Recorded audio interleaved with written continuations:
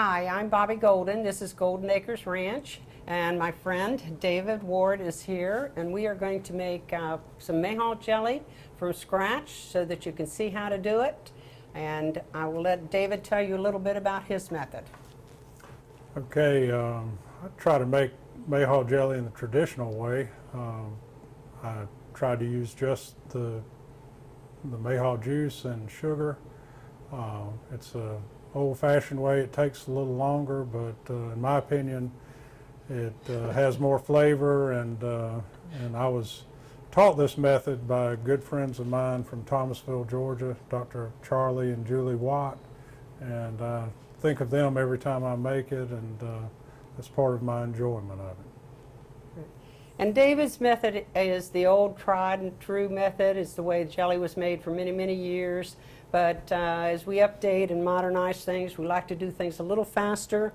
I add a little pectin to mine at the beginning, and I also like to add some lemon juice just to give it a little more bite, and also helps as a preservative. But I must add the lemons are freshly squeezed and come from the backyard of David Ward. And so we'll combine our methods so that you can pick whichever one you choose. One thing we like to do is review how we get the juice. In a previous video, we made instructions on how to gather the berries and extract the juice. We'd like to kind of review what we did on extracting the juice again, and before we actually go into the jelly making process.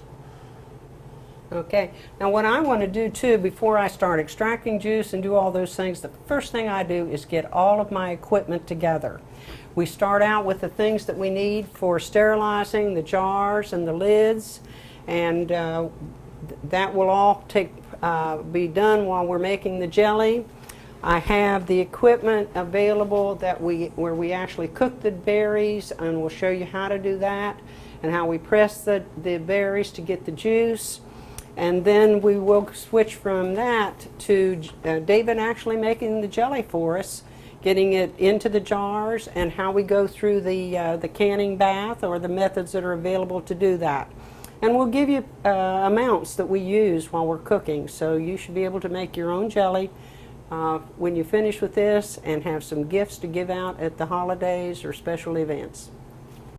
I took the bag of berries that have been frozen out. This is a gallon bag, about 4 pounds to a gallon. And my next step is that I come over here, and this batch is full of nice green berries, and that adds pectin.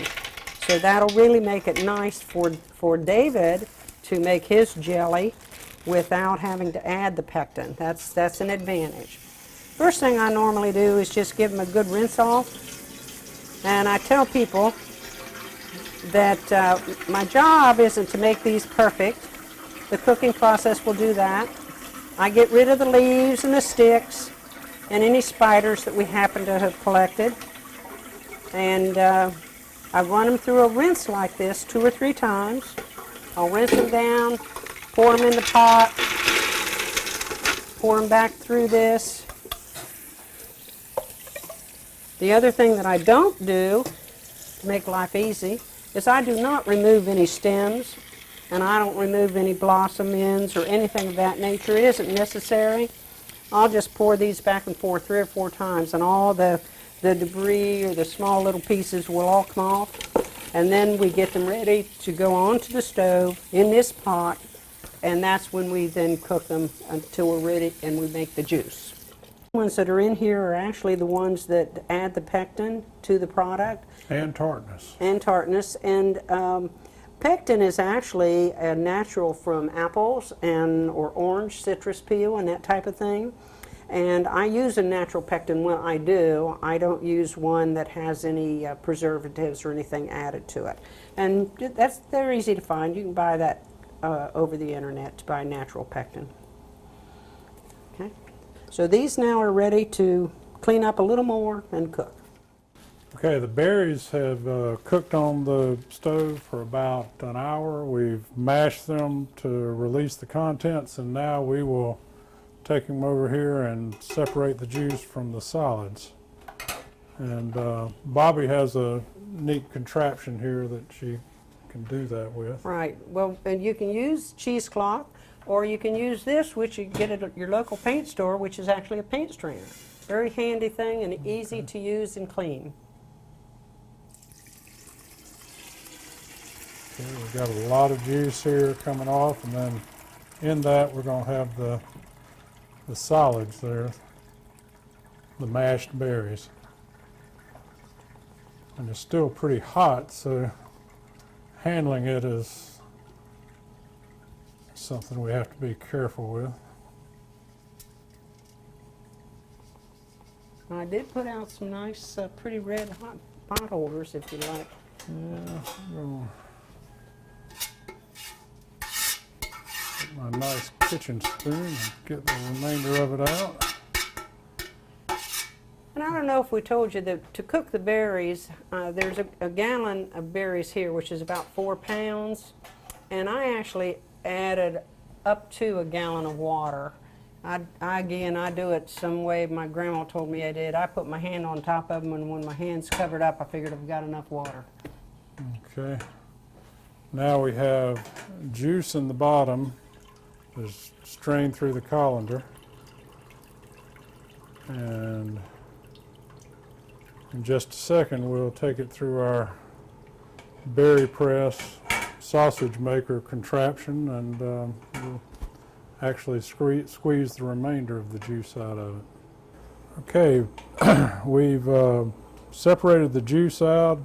Bobby's got the handy paint bag, and she got a few years ago got a nice contraption to separate the juice, and we can put the bag in this old sausage maker berry press, and now we'll squeeze out the remainder of the juice from that, and there's actually quite a bit of juice in that. So, okay, we've got the bag inside the press here, and now we'll squeeze out the remainder.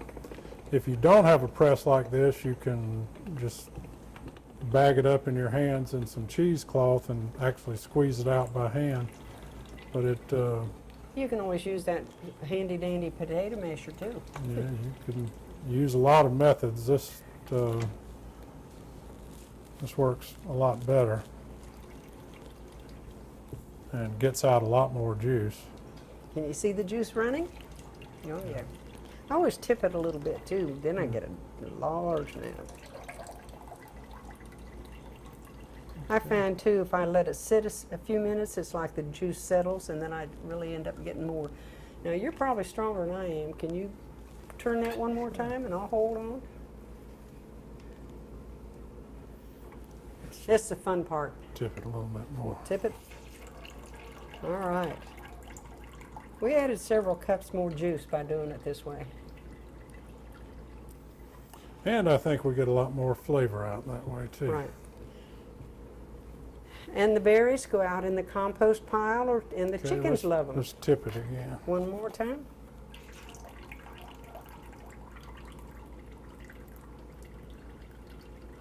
Okay. I think we've got All the right, juice. then now we have the juice that's ready to cook. Let me move this back. And you can see that. That's a nice batch of juice. All right, we've gotten the juice. We're ready now to start making the jelly. But first thing I want to do is start sterilizing my jars. And these have been washed through the dishwasher, but now I'm actually going through a sterilizing process.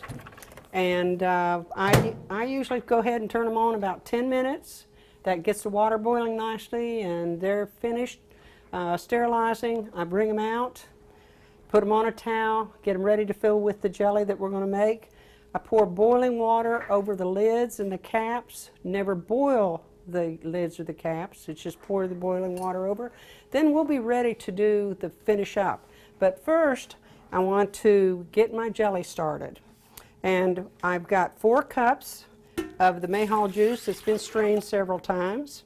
And in my case, I use a natural pectin, and I do get it in bulk, so I weight it, and it's like 2/10 of an ounce. which is the amount, or 2 ounces, I think. Whatever the amount is on that box that you buy at the grocery store. That's what I weigh and use the natural pectin. Stir that in. And I also then, it says a 1/4 cup of sugar in here to get this started. Looks like a 1/4 cup to me. And I put the two together and get my spoon, my very special spoon, because it's got a long handle, and get this started and turn it on, and we're going to get this to a boil. I'm also going to add my tablespoons of lemon juice, and since these are natural lemons, I do run it through a strainer so we don't get the seeds in there. And now we'll begin that cooking process. All right, and we're going to add all the sugar at one time. Stir it all in good and just keep it boiling. All right, now the bottles have heated up nicely and sterilized inside the microwave. I'll get them out here for a few minutes, and I'll actually use this water, which is boiled, to pour onto the lids and the caps. And I'll put the jars out here so that very soon we will be able to start bottling our jelly. We can start seeing where the jelly is starting to thicken, and instead of just pouring off, it's coming down in little sheets, and it's starting to gel. Yeah, it does look good. Yep. Oh yeah, it's real close to jelly.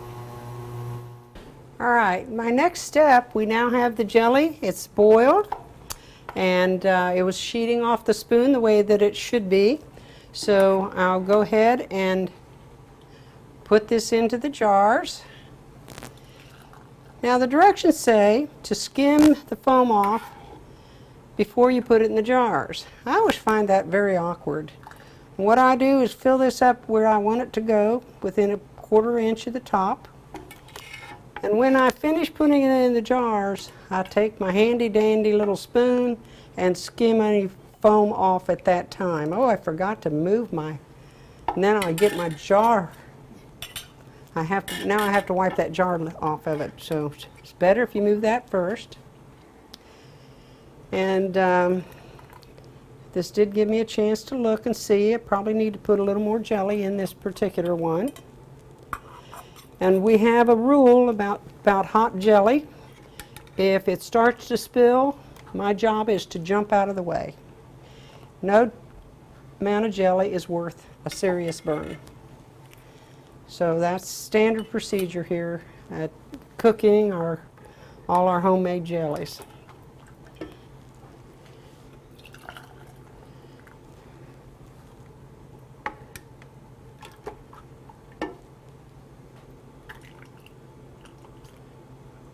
Want to get it up high enough, don't like to waste it, but don't want to get it too full either. So I think I'm going to get my 6 jars. Now the advantage to using the pectin is all of this cooks much faster, so I don't think there's as much evaporation. But we had a nice amount of juice, and the juice was not diluted in any way. So we will have good flavor for our jelly, and it's done a little quicker. And I have started using this induction cooking plate. It's noisy, but it does, again, speed up the process. Now, if you're going to make 20, 30, 40 jars for all those Christmas gifts, it's nice to have it a little speedier. I may not make the full 6th jar. We'll see. Now, this is one of those things do not do at home. I did get my 6th jar, and a little left over that we get to put on the toast tomorrow morning. So I take just a small spoon, and the foam or the amount that's come to the top, I just scoop it off. But as a friend of mine says, so it's bubbles and foam. It all tastes the same after the first bite. The foam's gone anyway. But I try to pretty it up a little bit. I'm not trying to win first prize at the county fair, where these bubbles wouldn't be acceptable. I just try to make a good product and some jelly that people, Mayhaw jelly that people can enjoy. So once I get that done, and this does go in our jelly pot, and it's what we eat tomorrow morning on our toast. Or we might have some bacon, a cream cheese, and some Mayhaw jelly. And it's also good on cream cheese when you, if you want to put out some nice appetizers. Now I'm going to get the lid, and since I've used the funnel, my jars should be clean. However, just to be safe, I use a clean towel, wipe around the edges, make sure I have nothing spilled, put the seal on,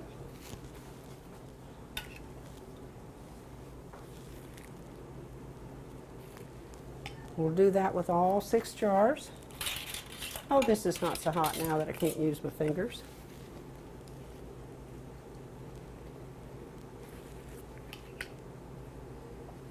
And what I do then, you can do your final processing in one of 2 ways.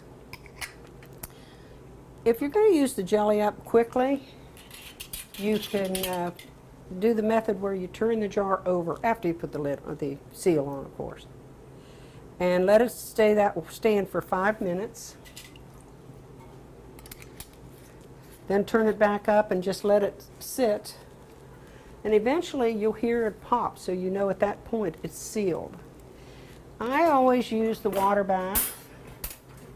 So at this point, once I put these on, and I tighten these fairly firm, but I don't try to use any real muscle behind it. And one of the things that you don't want to do when you get them out of the bath, or just after you've let them cool, you don't want to tighten the seal again, because that'll actually break the seal, that extra pressure. So sometimes people think that they're being extra cautious and pushing that seal down or that ring down one more time, and they're actually defeating the purpose of the sanitary bath and that type of thing. There we go. Didn't want to cooperate with me. So David, how do you use the turnover method, or do you do a water bath for yours? I just use about a 10-minute water bath. Okay. So that's where these will go next. They'll go into our water bath. And again, very carefully lift this. This water has been heated and it needs to go on the stove. And I very gently put this into the water bath. Set it to boil for the required length of time for your area. I do mine about 6 minutes, and that seems to seal them very well. Boil them, and then we put them out to cool, and we have jelly ready to eat. Okay, when I make my jelly the old-fashioned way, I try to use a fairly small pot, and I try to make sure it's made out of stainless steel with a thick bottom too. It keeps from scorching any portion of the bottom. But what I will do is I'll have half a gallon of juice measured out, and this is actually last year's Mayhaw juice that I froze, and now I took it out of and put it in the refrigerator about 2 days ago. And what I'll do now is put the half gallon of juice and bring it to a boil, and then I'll put in 4 1/4 cups of sugar after it comes to a boil. And then after that, about 45 minutes to an hour of cooking time and stirring it while I do it, and I should have the old-fashioned jelly after that. So we'll get that started cooking now. Okay, this is the half gallon of Mayhaw juice that is just about to come to a boil. When it reaches a good rolling boil, I'll put the 4 1/4 cups of sugar in there and bring it to a boil again, and then cook it down for about 45 minutes, and it should be ready to go. And I'll show you how you can look it over with the spoon to tell when it's ready. But I try to use a stainless steel spoon that's fairly thick too, because you'll need to see how the jelly rolls off the spoon to tell when it's ready. Okay, we've finished cooking. Now we'll take have our sterilized jars ready to go. Let the froth work down just a little bit, and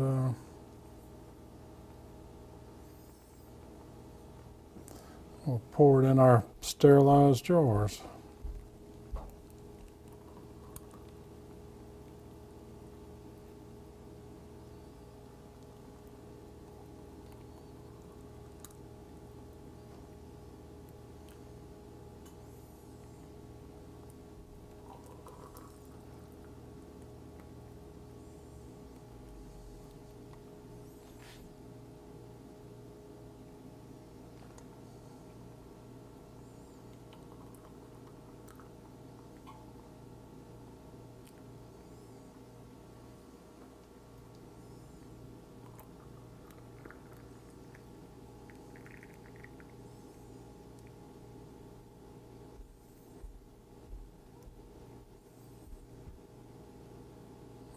Okay.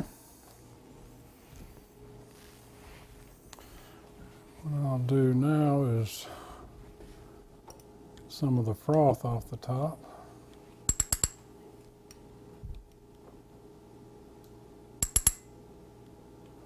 Take our lids.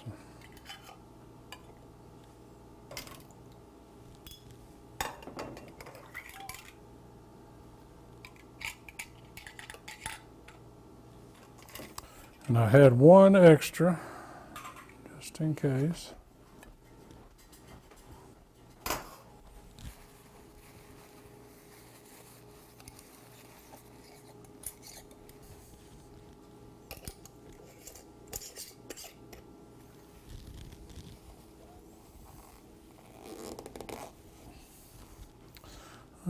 Okay.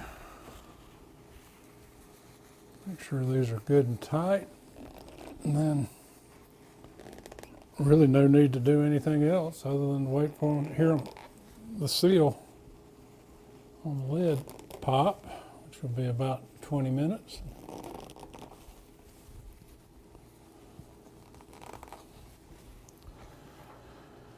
And that should be delicious Mayhaw jelly in about 24 hours. All right, you've just seen two methods of making some Mayhaw jelly. And I've heard people say in the past that it was really tricky to make Mayhaw jelly, but the tricky part is actually finding the berries and getting the juice made. So I did mine with 4 cups of sugar.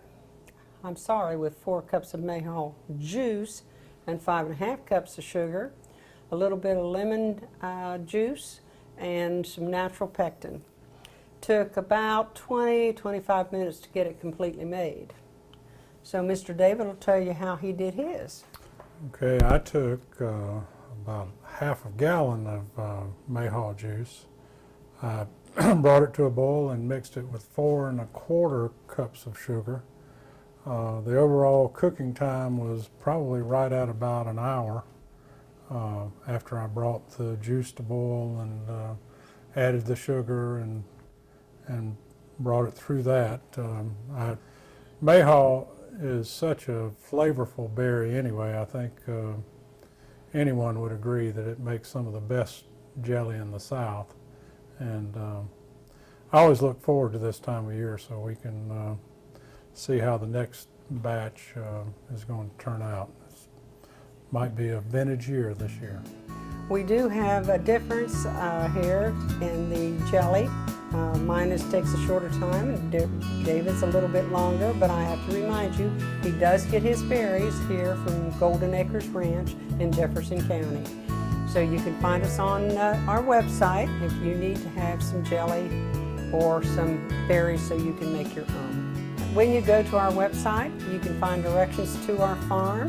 And if you'd like, you could sign up for our monthly newsletter and tell you all about everything that goes on here.